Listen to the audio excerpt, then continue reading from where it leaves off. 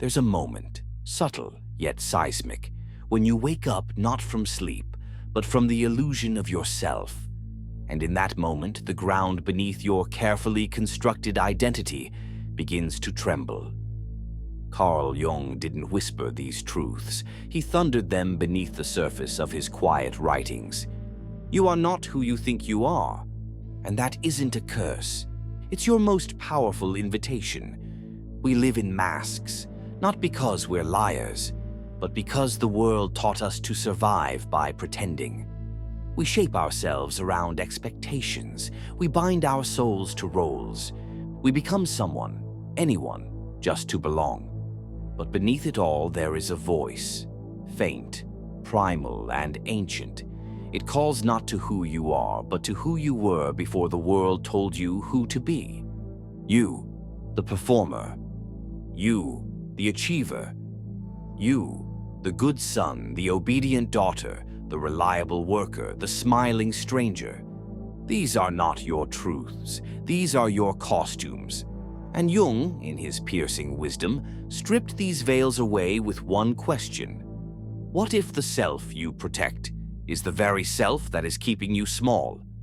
Jung called it the persona, a mask worn not for deception, but for adaptation.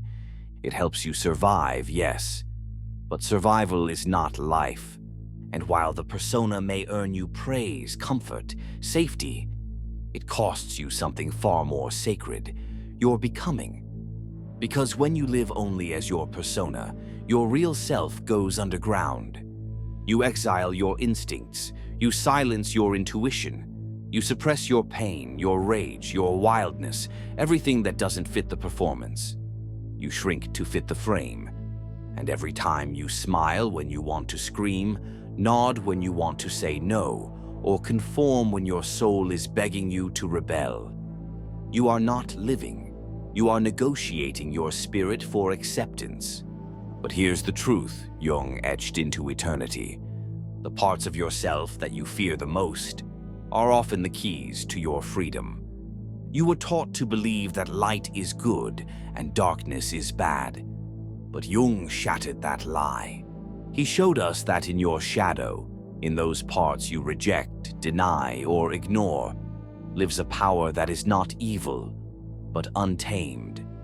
Your anger, it's where your boundaries were born. Your jealousy, it's a map to your unspoken desires. Your fear, it's the fire guarding your transformation. Jung didn't just tell us to face the shadow, he dared us to integrate it, to stop pretending we are only what's beautiful, to make peace with what we've buried, because until you do, your shadow doesn't disappear. It acts without your permission.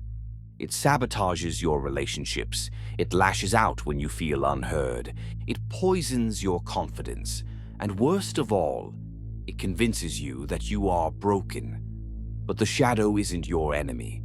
It's your unloved truth. And once you look it in the eyes, it becomes your ally. You are two, sometimes three, sometimes more. There is the self you show, there is the self you hide, and then there is the self you could become if only you dared to confront both.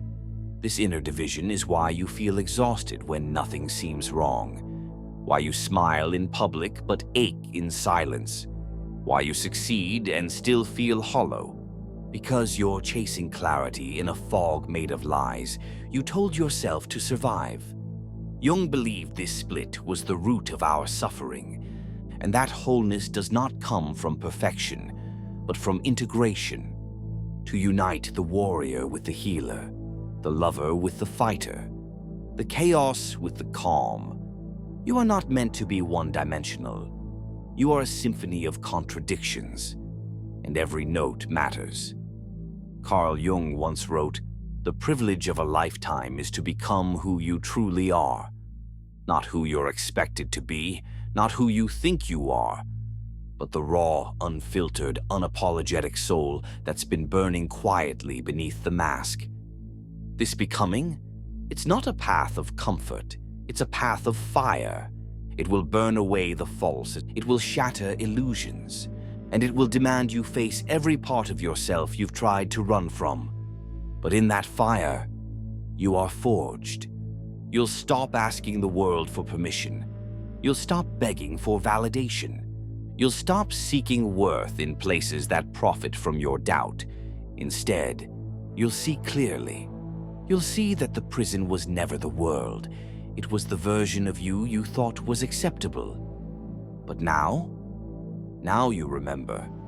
There is a silence louder than any scream, the silence of a life lived without purpose. Not because there was no calling, but because the voice of your calling was drowned beneath shoulds, obligations, expectations, and fears. You were not born to be efficient. You were not born to be obedient. You were born to become, to awaken, to unfold into something so radically true it makes the world uncomfortable.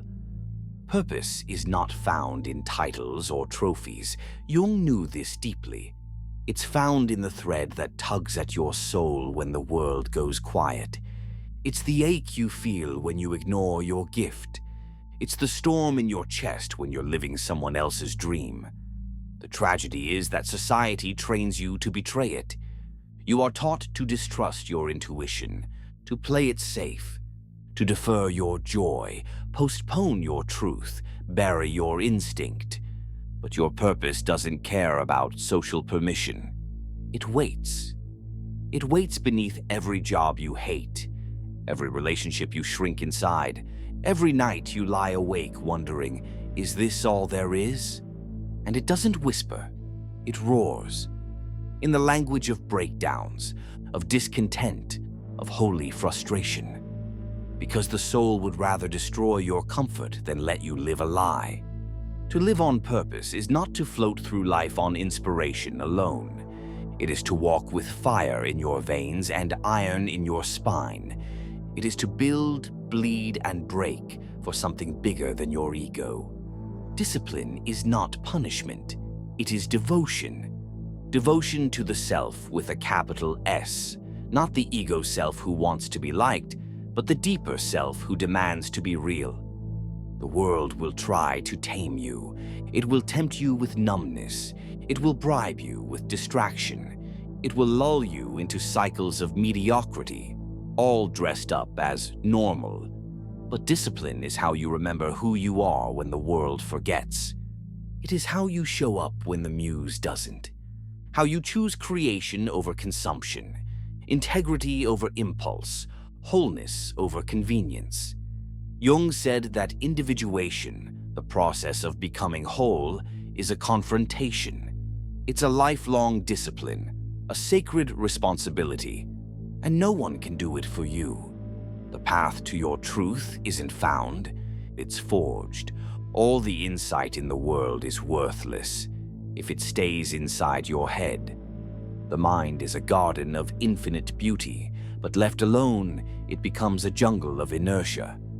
Carl Jung didn't just want you to understand yourself, he wanted you to act from that understanding, to translate vision into embodiment, to turn your awakening into movement. Your truth means nothing until you live it, until you speak when your voice shakes, until you stand when your knees tremble, until you say no to what kills your soul, even if the world rewards it. Action is how the unseen becomes real. It's how the invisible soul shapes the visible world. You don't become whole by knowing. You become whole by becoming. By walking into the unknown with nothing but your truth and your courage. This is the hero's journey Jung mapped out in the architecture of the psyche. Not a fantasy, but a necessity. To break the false self, to battle your inner tyrants, to emerge not perfect, but authentic. Even the darkest nights carry stars. Even your wounds, especially your wounds, hold gold beneath the scar tissue. Jung called this the alchemical process of the soul, turning suffering into wisdom, but only if you're willing to see that pain is not punishment. It's instruction. Gratitude is not passive. It's not blind optimism.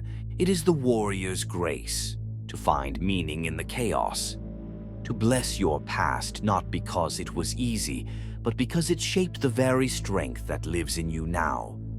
Every failure was a flame, every heartbreak a hammer, every betrayal a blade that carved away what was never truly yours. Gratitude is how you reclaim your power from the past, not by rewriting it, but by owning it. Every tear, every silence, every death and rebirth. This is the philosopher's gold Jung spoke of. To look at your story and say, nothing was wasted. The greatest prison is certainty. The belief that you know who you are, who they are, how things work. But growth, true, radical growth, it begins with unlearning. Carl Jung warned that the greatest threat to the psyche isn't chaos, it's rigidity. The refusal to change, the obsession with control, the clinging to a version of yourself that no longer fits the size of your soul. You must become a river, flowing, evolving, not eroding who you are, but carving deeper into it. Adaptability isn't weakness, it's intelligence in motion. It's the courage to say, I no longer believe what I once did, and that is not betrayal, it's evolution. Your becoming will require you to shed skins, to outgrow people, to grieve versions of yourself that once felt like home. But Jung showed us, the self is not static. It's a dance between death and rebirth, a cycle of endings that makes space for the eternal. To change is not to lose yourself, it's to find yourself beyond the limits of who you were told to be. There is a breaking point inside every human being, a threshold where the weight becomes unbearable, where the storm won't pass, and everything you thought you were begins to collapse. Jung never promised you wouldn't reach that place. In fact, he insisted you would, because the self is not born in comfort, it is born in collapse. The fire comes to burn away everything false. The betrayal, the loss, the humiliation, the inner war. These are not the end of you. They are the initiation. Resilience is not just endurance. It is the alchemy of pressure into power. It is the quiet choice to stand when nothing is left to stand on. To rebuild when all you have is dust and breath. And in that moment, you don't rise as who you were. You rise as who you were meant to be.